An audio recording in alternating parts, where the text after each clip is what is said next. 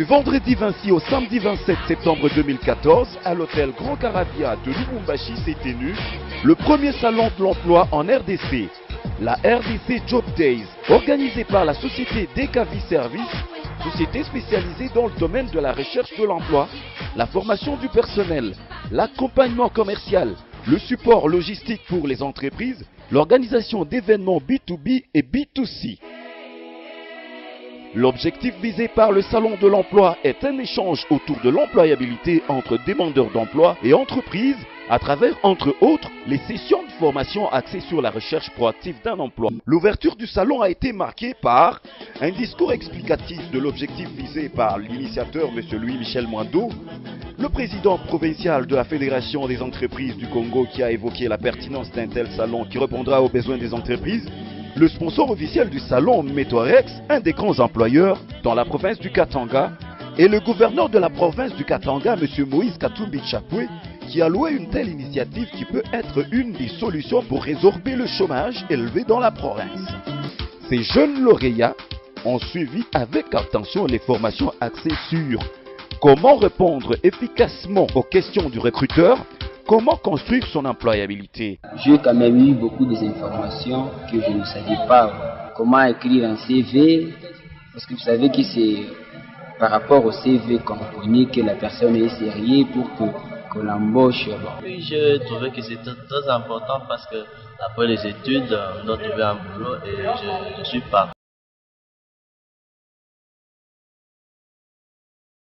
Partenariat de formation, comment se rendre employable par des sociétés.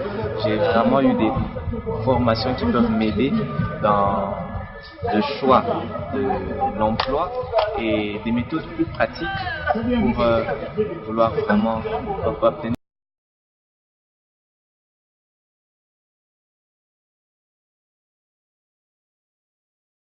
Jeunes lauréats pensent être bien employables déjà après ce salon. Oui, je suis très sûr parce que je suis très optimiste. Toutes ces informations, je suis toujours capable d'avoir du boulot, d'avoir de l'emploi parce que nous sommes. Et qu'en pensent leurs encadreurs? Pour eux, ce qui est important, c'est saisir quelques notions qui peuvent aussi leur apprendre et propulser dans leur vie. Nous insistons d'assister dans des différentes séances pour qu'ils puissent aussi emmagasiner la logique dans le besoin de l'emploi. C'est pour nous une activité qui nous a permis de saisir les indicateurs par rapport aux demandeurs d'emploi. On se rend effectivement compte qu'à Lubumbashi, il y a pas mal de jeunes qui chôment. Et là, c'est une interpellation que nous devons faire à nos entreprises et même à nos décideurs politiques qui prennent cette histoire comme étant un moment de réflexion, un moment de plaidoyer pour que nous voyions ensemble comment résorber le taux de chômage qui est assez poussé dans notre pays. Nous avons monté un stand qui était animé de manière conjointe par la CTB et même par APF. C'est juste pour nous saisir un peu de l'opportunité présentée par RDC Job Day par rapport à ce que nous avons comme programme. Et quel rôle a le ministère provincial dans la définition du bassin d'emploi afin que les écoles techniques et les centres d'application puissent adapter leur formation au profit des lauréats? L'éducation, c'est un investissement. Mais il faut savoir investir stratégiquement. C'est à nous de proposer qui nous devons former aujourd'hui pour répondre à quels besoins demain. C'est-à-dire que nous devons être à l'écoute et être très observateurs. Écouter ceux qui ont besoin de cette main-d'œuvre-là que nous avons la responsabilité de former. Job Days, première édition, échec ou réussite? L'organisateur résume. Les 2 journées se sont bien passées à mon avis.